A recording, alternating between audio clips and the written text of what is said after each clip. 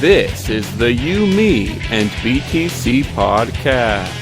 Cryptocurrency decrypted. Welcome to episode 40. Today we have a special guest, Mr. Paul Puey, the co-founder and CEO of Airbitz. He'll be telling us all about the Bitcoin directory that his company manages and the extremely user-friendly mobile wallet that will be released very soon.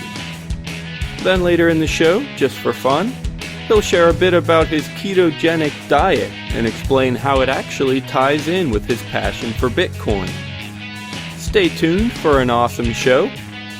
Tim and John couldn't make it this week, so your host is just myself, Daniel Brown. Here we go.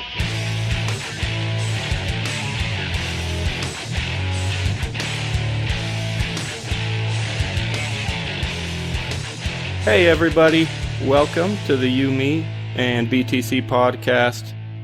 I am sitting down right now with a pretty cool guy that I got to meet at the Cryptolina conference. I had lots of fun there and I got to sit down with him at a restaurant actually. Met him at the very end, so I guess it's a good thing I caught you.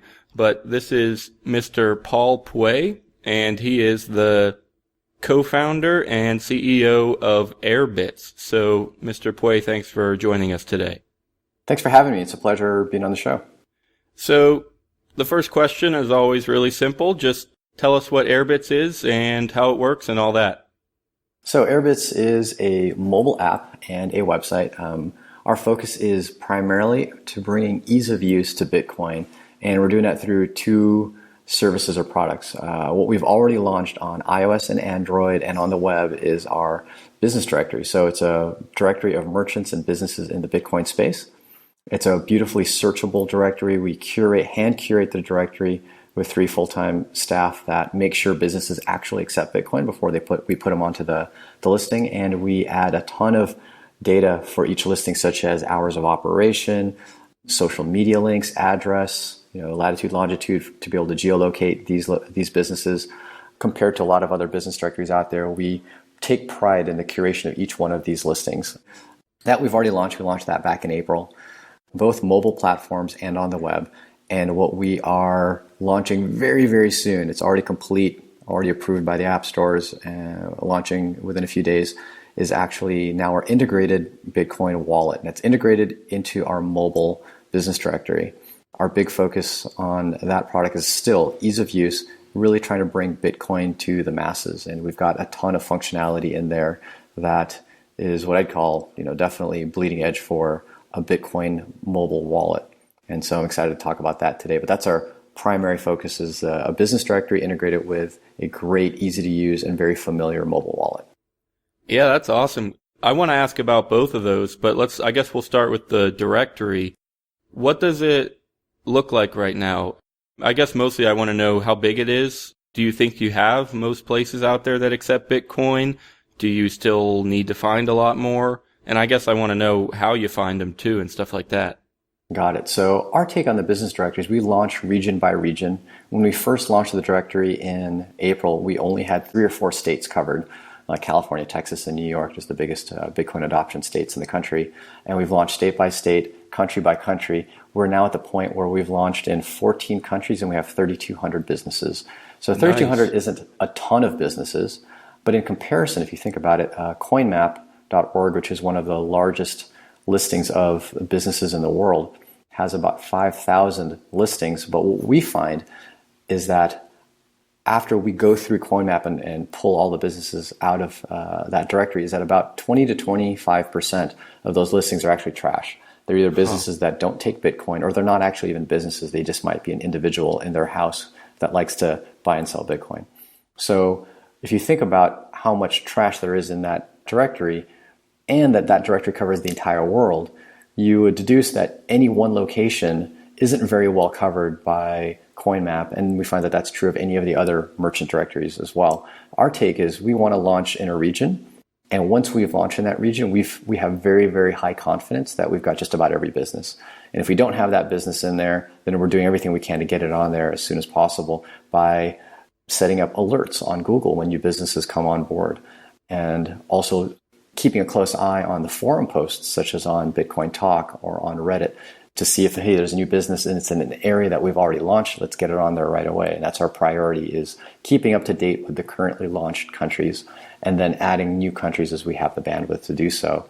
So that's our kind of launch strategy. And to answer your question, we have right now, as we're talking, 3,242 businesses in 14 countries.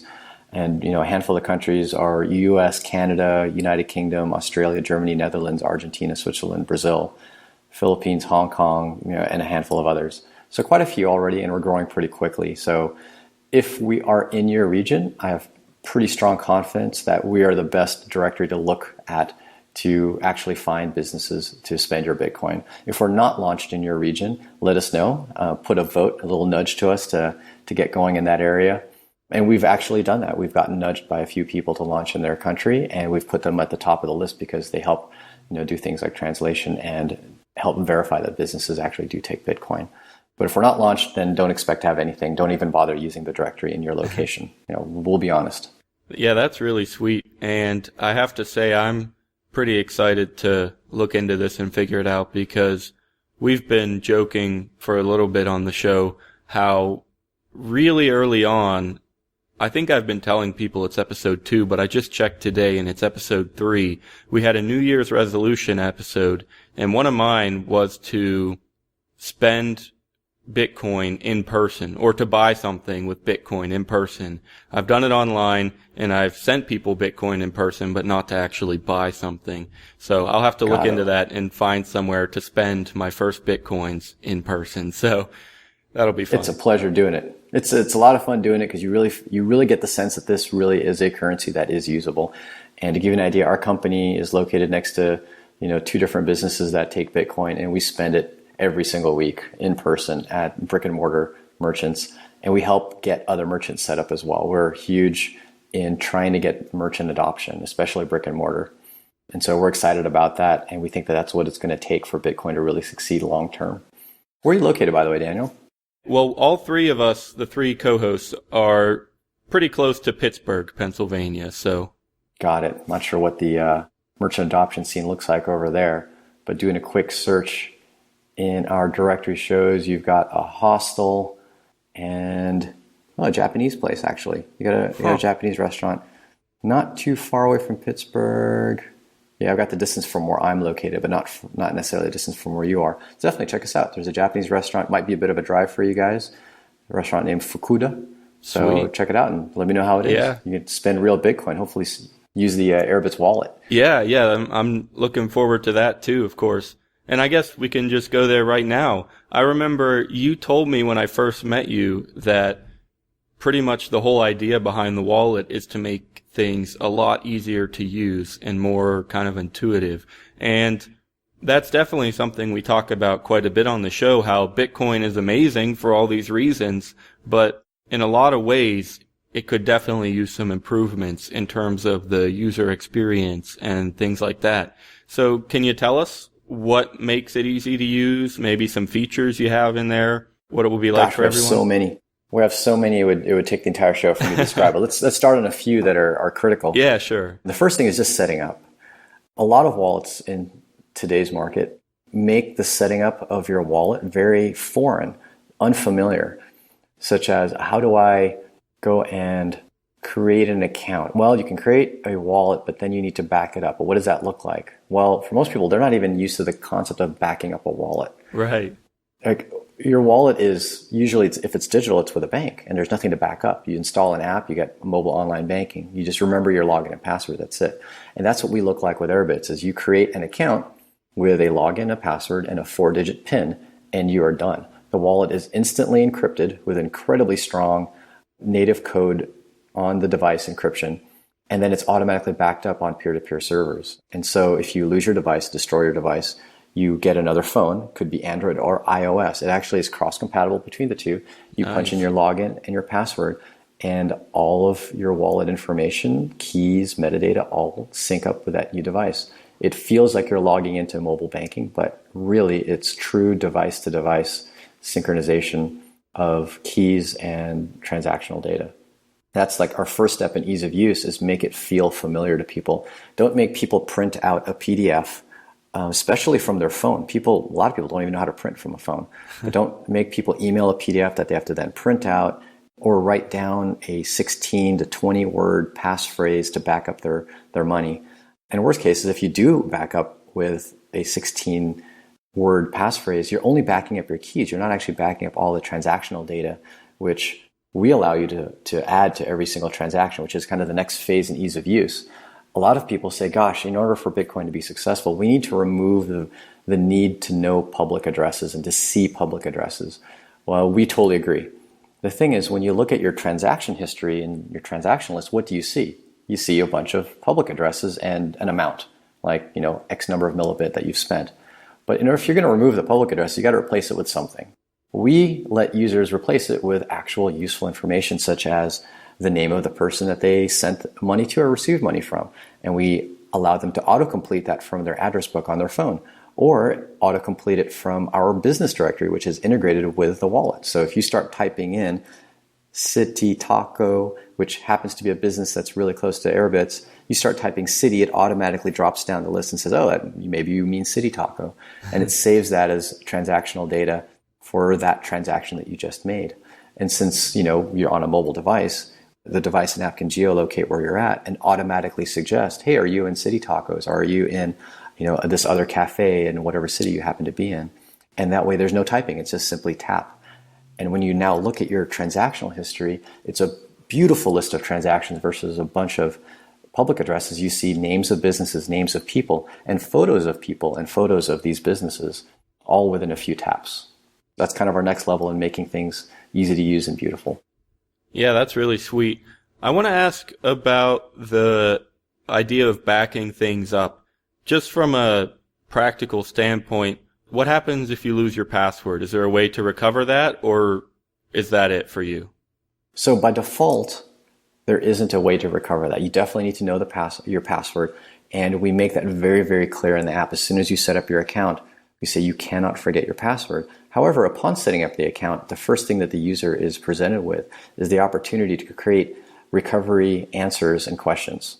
So this is somewhat conventional. We've seen this in like a lot of bank accounts and other type of accounts where you can recover your account using these questions and answers.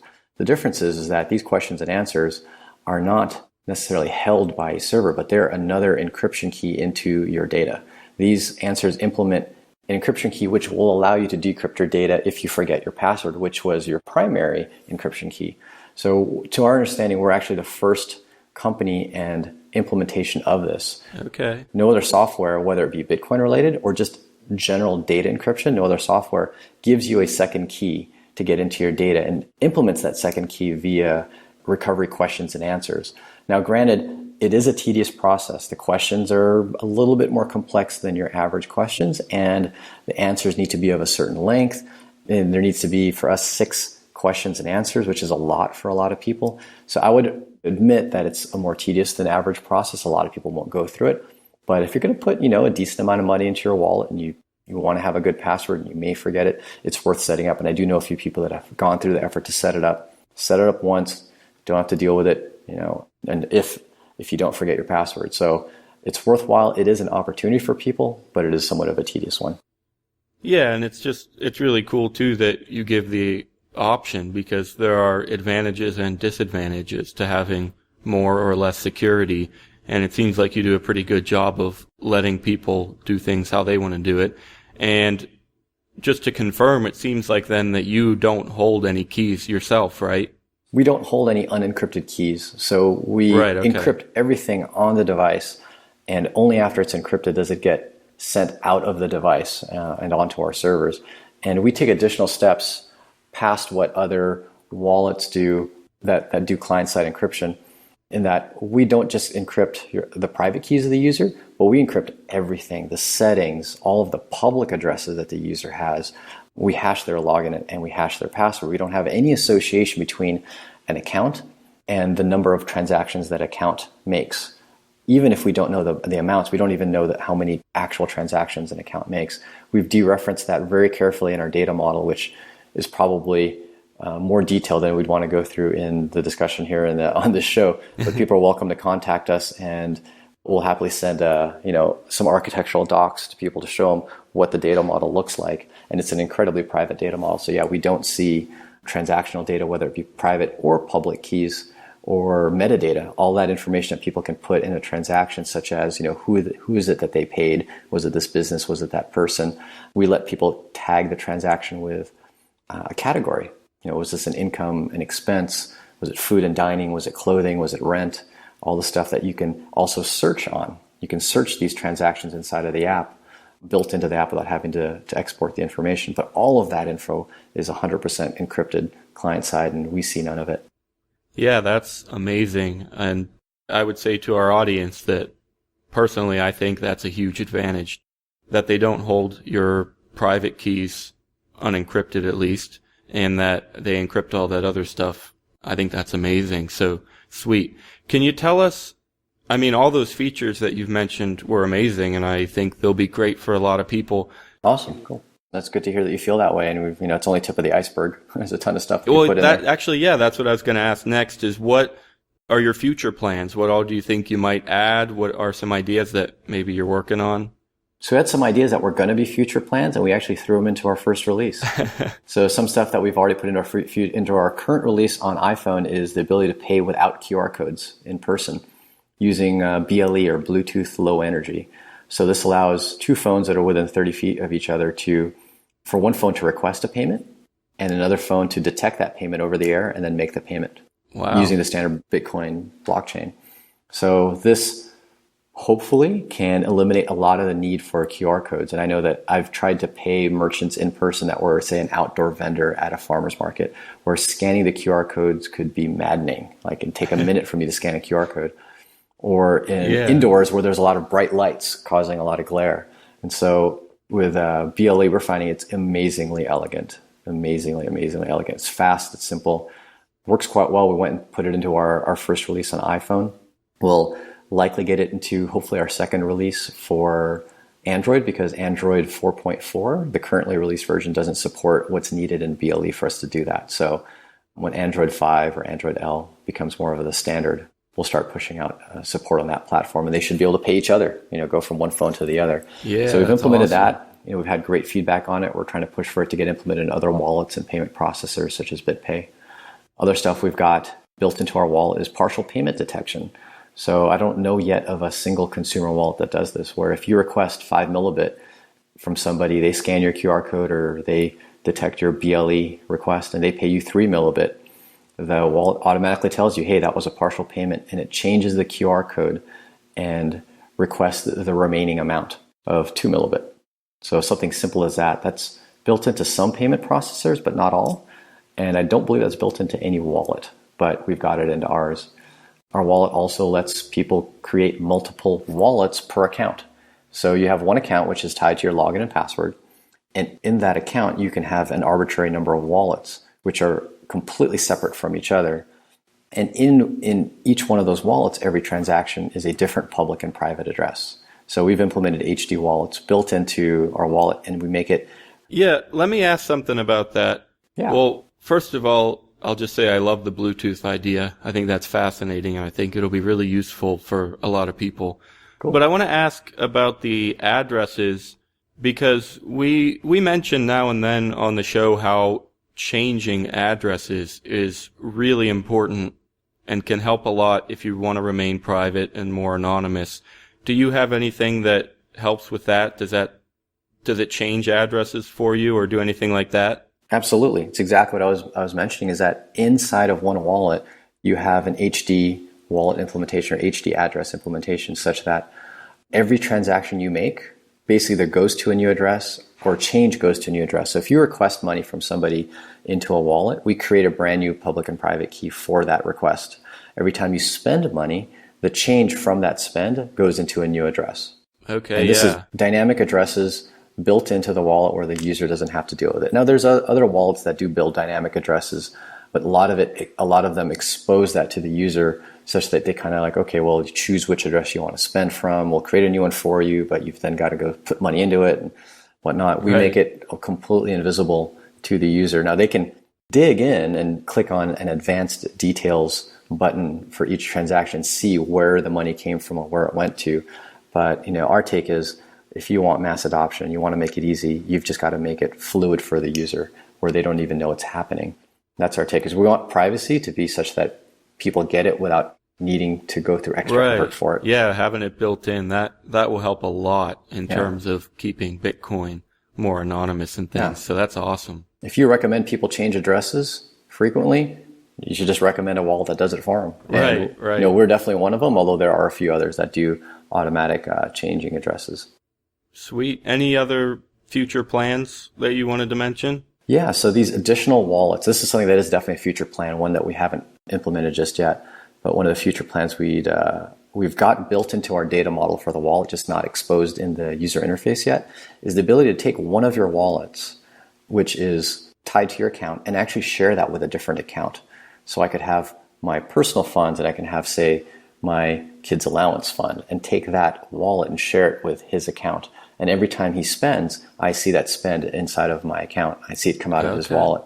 And if he tags it with any transactional data, I'll see that tag of transactional data as well. And we've built this into our data model, into our file sharing or data synchronization model.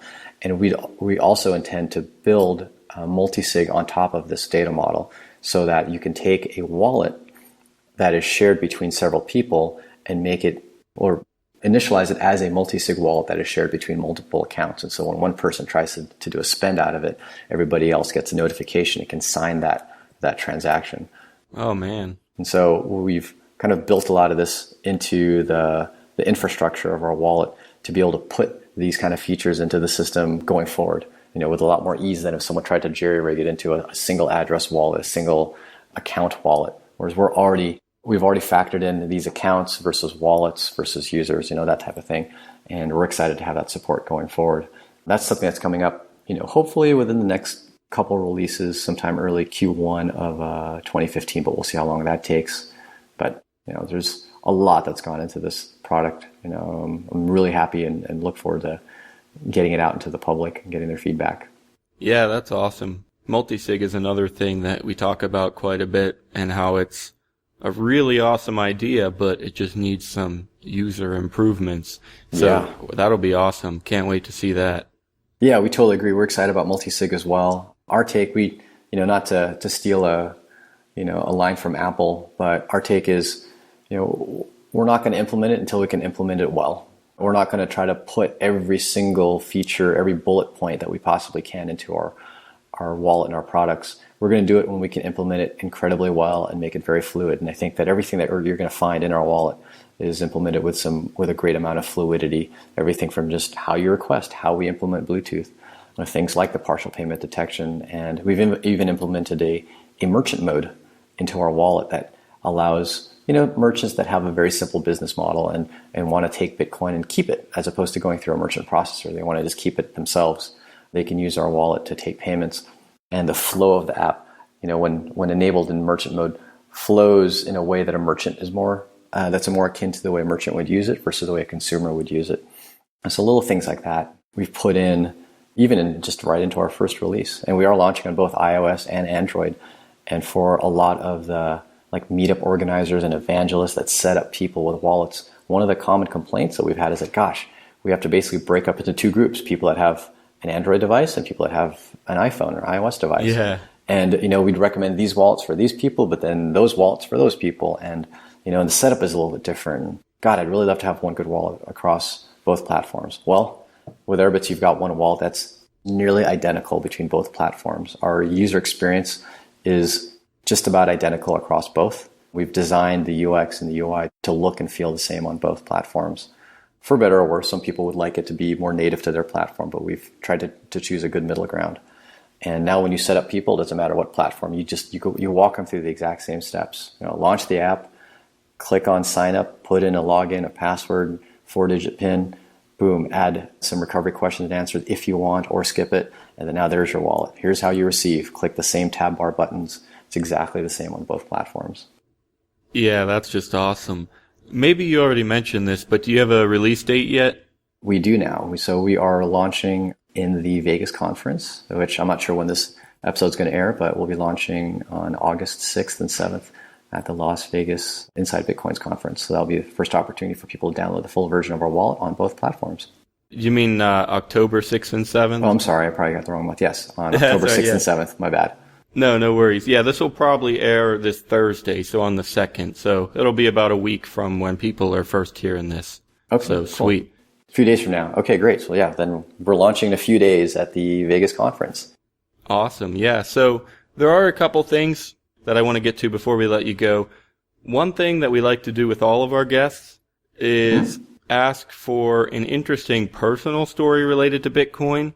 We get all kinds of stuff. We've had several scam stories. If there's anyone really interesting that you met, any time that you saw just maybe firsthand how Bitcoin can change the world. I don't know, just for fun. Really, it's up to you. We like to ask for just any interesting story that you've had in the Bitcoin space. You got anything like that? Anything cool you can tell us? Oh, God, I'd have to think back. Probably the most interesting one is just to realize how, when I first got into Bitcoin, it felt like I was initially surrounded by, staunch libertarians and technologists. And it took a while to realize that this is a technology for everyone and that everyone can be interested in this. And one of the eye-opening moments was when I met someone on local Bitcoins just to do a little trade, and he wanted to buy some Bitcoins off of me. And at the time, I was still kind of early in onto it. My wife was still kind of questioning it, like, oh, what is this thing that Paul's getting into, and he's meeting these strangers at cafes and buying and selling Bitcoin from them. And that was, she trusts me, but at the same time, you see that skeptical look on her face at times, right? And I met at this cafe this one gentleman and asked him what he did. He goes, oh, I'm a dentist. I go, oh, really? Oh, where do you work? Just around here in Hillcrest, San Diego area. And I go, well, my wife's a dentist too. Oh, what's your wife's name? And I told him my wife's name. And he's like, I know Dr. Riz. She sends me business. I'm a specialist and she's a journalist. She sends me business all the time. No, she's great. I love her and her partner, blah, blah, blah. And that moment I called her and said, hey, by the way, I'm doing this Bitcoin trade. It was actually somebody that you knew. And it seemed like her eyes had lit up and almost like, oh my God, this is actually a technology and a currency and a revolution for everyone. This was a regular guy, a dentist. He wasn't a technology guy. He wasn't a finance guy. He wasn't a staunch libertarian type. He's just a regular person interested in this technology and the potential for it. So that was one cool, interesting little moment that I had that really made it come home. It made Bitcoin feel much more homely as opposed to just these strangers that I was meeting that I didn't really know. It brought some familiarity to it, even though this person was a stranger to me. He wasn't to my wife. So that meant a lot, I think, for both me and her. And I know quite a number of stories similar to this since then, but that was my one that first came to mind without me making you wait 5 minutes for me to recall, what other stuff has happened, in the past year and a half. That's perfect. And it's definitely always great to just see people start to understand. And pretty much everyone has a story like that where they were skeptical at first, but it just took time and they started to see what the point was. And I think that's awesome. Yeah. I think everyone's going to have that moment. Yeah, definitely.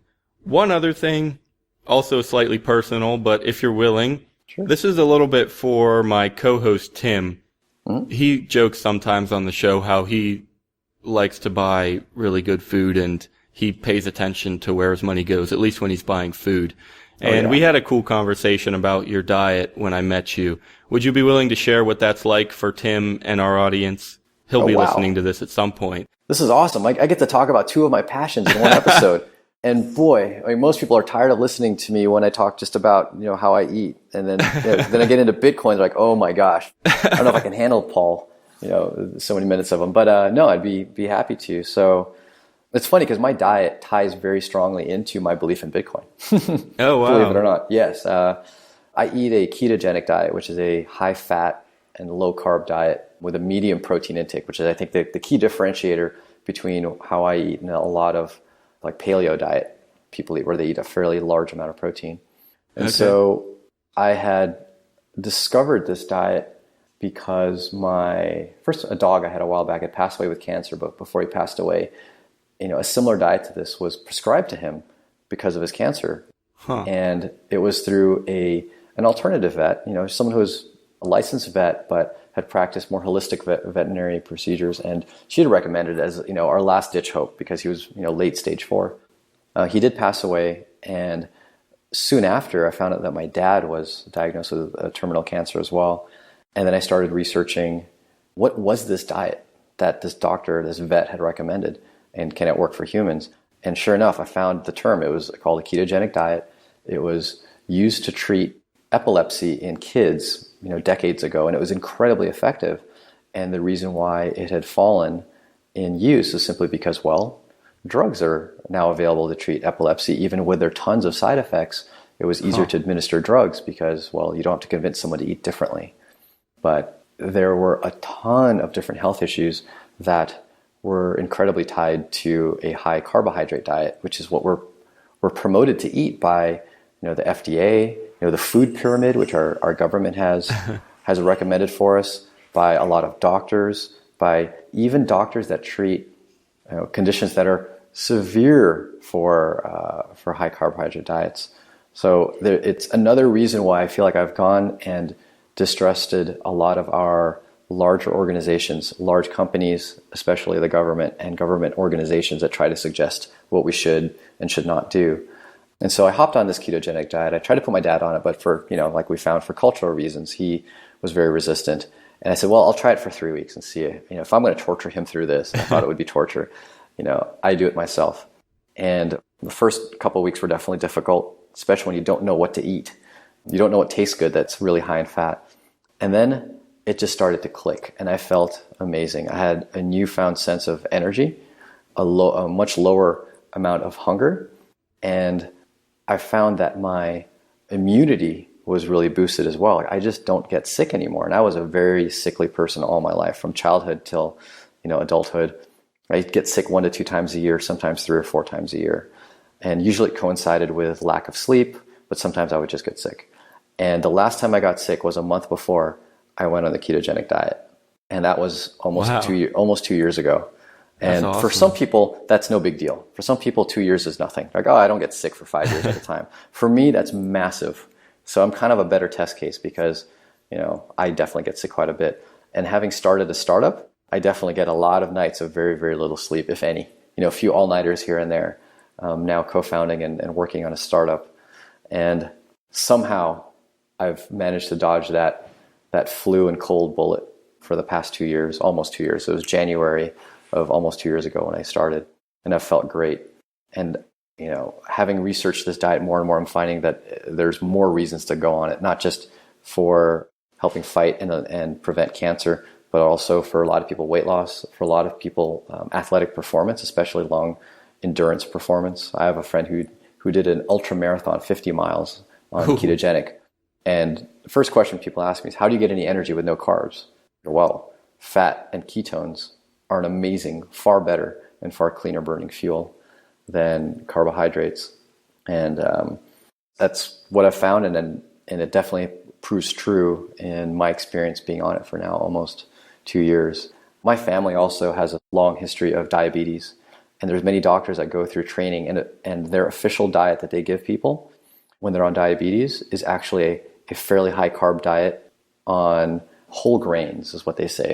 Don't eat processed grains like white flour and sugar, but eat a whole grain diet, which is still just as bad for a diabetic person as eating sugar.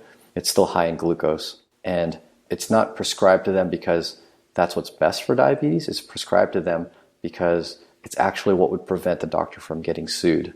Because if a doctor prescribes carbohydrates and the patient goes blind or has a limb fall off, well, that's kind of what is expected for a diabetic patient. If they go blind and limbs fall off, that's kind of standard. But if the patient ends up with hypoglycemia because of a low carb intake, then the doctor can get sued, even though that's a rare case, and the low carb likely helping them in the end, even though there's the slight chance of them getting hypoglycemia. That is something that they can get sued for. So there's our legal system affecting the quality of our medical system, which just goes to show that Bitcoin affecting the financial system is one thing that people can be passionate about, and people who are passionate about that tend to also be passionate about disrupting other aspects of our political framework and our just large entity framework, whether it be government or big business. So hope that wasn't overly long-winded and rambling on. No. But that's what I was passionate about before I got into Bitcoin. I was passionate about nutrition and health and fitness, and I used to work at a gym, but I didn't feel like I had the credentials and the education to teach people how better to eat. But when Bitcoin came along, I go, oh my God, this is something I've also been passionate about, is fixing big business, fixing our political framework, our financial framework, and I can finally do something about it because I do have a technical background, and I can actually build some apps and put a team together to do so. And here we are, and hopefully as Bitcoin becomes more successful, maybe that could help reduce the size of our government, which could also reduce its influence on things like our medical system and our nutritional system. We can go back to eating the way we should, which in my opinion is a ketogenic diet. Yeah, no, that's really cool. And I know Tim will be fascinated by all that. And I'm not proud of this at all, but I definitely don't have the best diet by any means, and certainly not the best understanding of all this stuff either. So I wish he could be here, but he couldn't for various reasons. But No I will ask one more thing for anybody if I ever feel like I might be interested, or any of our audience or Tim. Just real quick, what are 2 or 3 of your favorite foods that you have on your diet? Gosh, eggs are number one. I eat a ton of eggs, and specifically yolks. The stuff that I love on my diet are the stuff that doctors will tell you shouldn't be eating too much of, which is eggs, right? Especially egg yolks. They're actually far healthier than egg whites, far better for you than the white. I do like coconut oil. I love bacon, especially fatty bacon.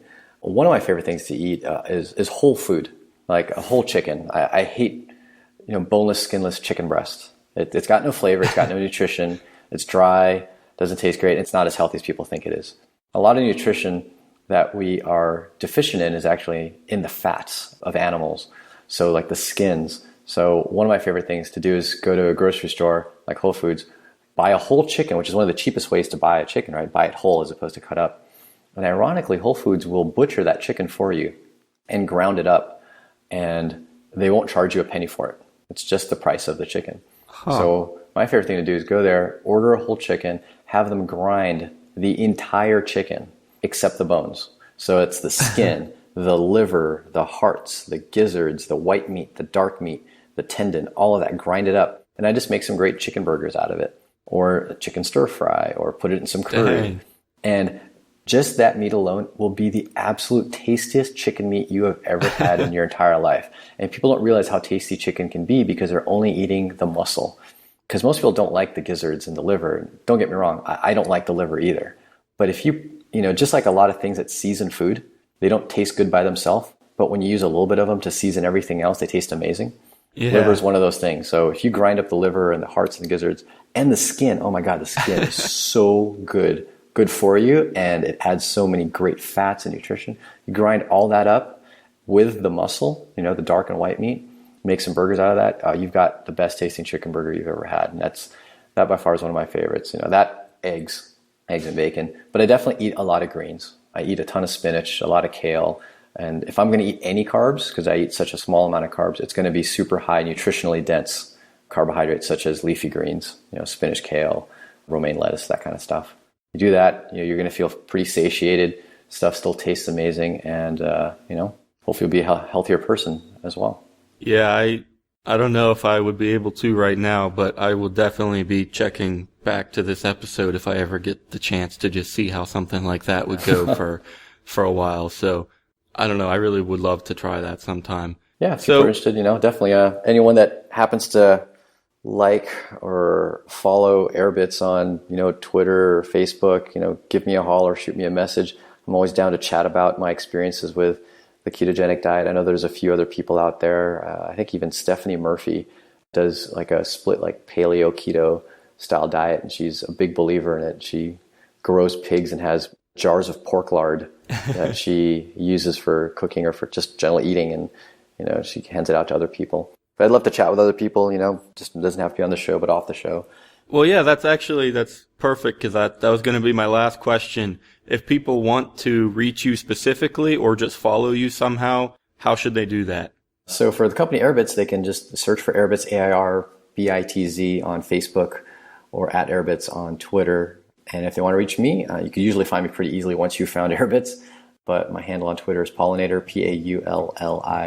Paulinator, or just Paul Puey, Puey on Facebook. Got a decently unique last name that most people can't pronounce, but the good thing is I'm one of the only ones out there with it. So yeah, Sweet. Hunt me down. Pretty easy to find on social media, and shoot me a message. Say hi. All right. Yeah, awesome. Definitely do that. This was Paul Puey from Airbitz. Thanks a lot for joining us today. Great. Thanks a whole bunch, Daniel. It was a pleasure.